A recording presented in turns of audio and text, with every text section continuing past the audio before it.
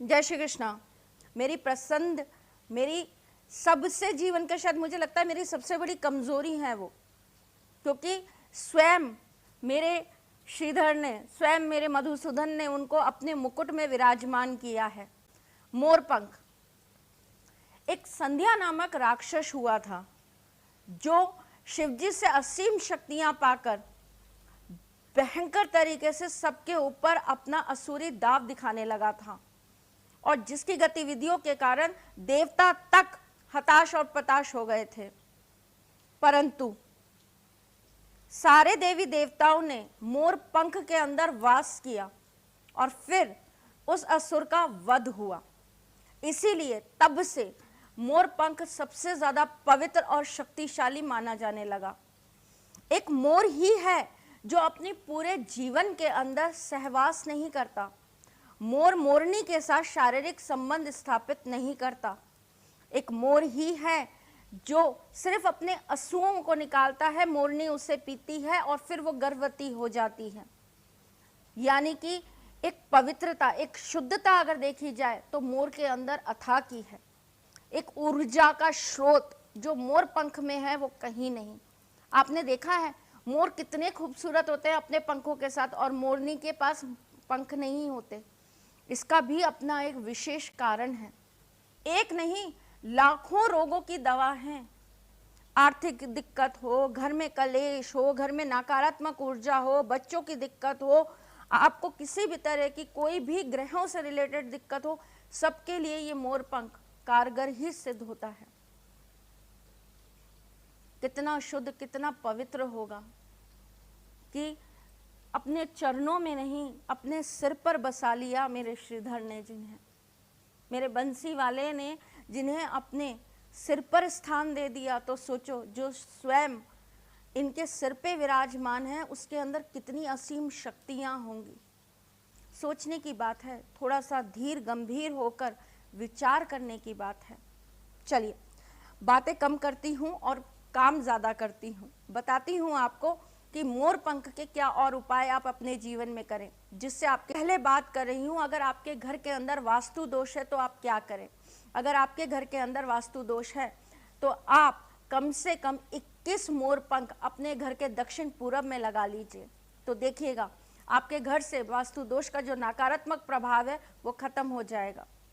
अगर आपके बच्चे को बहुत ज़्यादा नज़र लगती है तो क्या करें, हर शनिवार को 7 मोर पंख लेकर उसको ओम कृष्णाय नमः बोलकर झाड़ा ज़रूर लगाएं, और उसके बाद में उस मोर पंख के 7 मोर पंख जो आपने बांधे हैं, उन मोर पंख को घर से बाहर ले जाकर हल्का सा गंगा जल का छिड़काव कर कर पुनः वापस लाकर अपने मंदिर में रख दें। अगर आपके घर से दुख और दरिद्रता दूर नहीं हो रही है तो क्या करें, लाल कपड़े के अंदर 21 मोर पंख बांध लीजिए। एकादशी वाले दिन ठाकुर जी के मंदिर में जाकर प्रार्थना करिए कि हे प्रभु, राधे जी के साथ में आपका आशीर्वाद दीजिए और मेरे घर से दुख और दरिद्रता बाहर निकाल कर फेंक दीजिए। और साथ ही साथ में अगर हो सके तो उनके मंदिर में भी आप कुछ मोर पंख चढ़ाइए। अगर आपको शत्रुओं से बाधा है, अगर शत्रु आपको बहुत परेशान कर रहे हैं तो क्या करेंगे, शनिवार वाले दिन हनुमान जी के मंदिर से हनुमान जी पे चढ़ा हुआ थोड़ा सा सिंदूर ले आएंगे, मोर पंख से अपने शत्रु का नाम लिखकर उसे 4 फोल्ड कर लेंगे, और उसके बाद कलावे से बांधकर आप उसे पीपल के पेड़ के नीचे रखाएंगे और प्रार्थना करेंगे कि हे प्रभु, मेरा ये शत्रु जो है वो मेरे लिए विपरीत हो जाए और इसकी बुद्धि सही हो जाए। ये प्रयोग, रुकिए रुकिए रुकिए रुकिए रुकिए, ठहर जाइए, ये प्रयोग सास बहू के लिए और बहू सास के लिए भी कर सकती है। जी हाँ, मैं ये नहीं कहती कि आप एक दूसरे के दुश्मन हैं, लेकिन आप लोगों के बीच में अगर मनमुटाव चल रहा है, आपकी अंडरस्टैंडिंग सही नहीं चल रही है, तो ये प्रयोग आप लोग भी एक दूसरे के लिए कर सकते हैं, बहुत कारगर सिद्ध होता है। अगर हस्बैंड वाइफ के बीच में प्रॉब्लम्स बहुत ज़्यादा बढ़ गई हैं तो अपना प्रेम बढ़ाने के लिए मोर पंख का उपयोग कर लीजिए। क्या करेंगे आप, बताती हूँ आपको।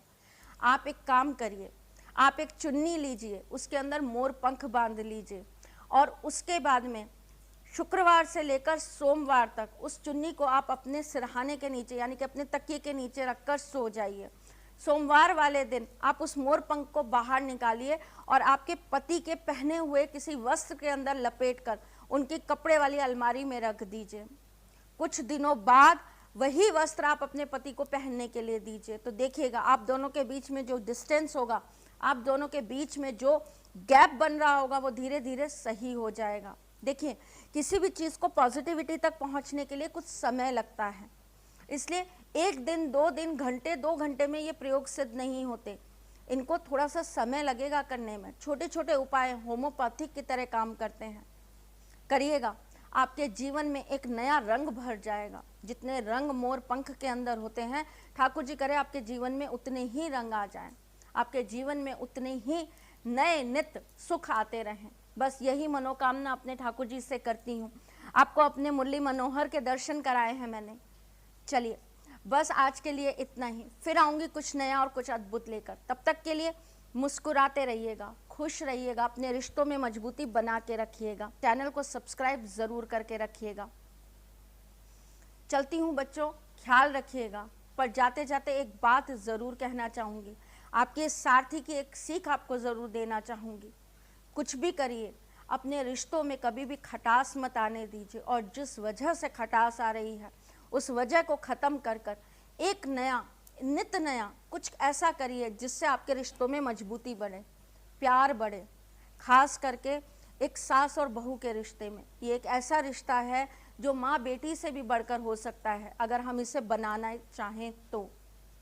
देखिए, कोई अपना घर छोड़कर आपके घर में आता है और कोई आपको अपनी बेटी की तरह अपने घर में लेकर आता है।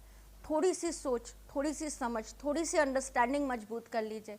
यह रिश्ता उतना भी टिपिकल नहीं है, बहुत प्यारा है। करके देखिएगा, बहुत मज़ा आएगा और आपके रिश्ते में एक नई मजबूती आएगी। चलती हूँ, इजाज़त दीजिए। जय श्री कृष्ण।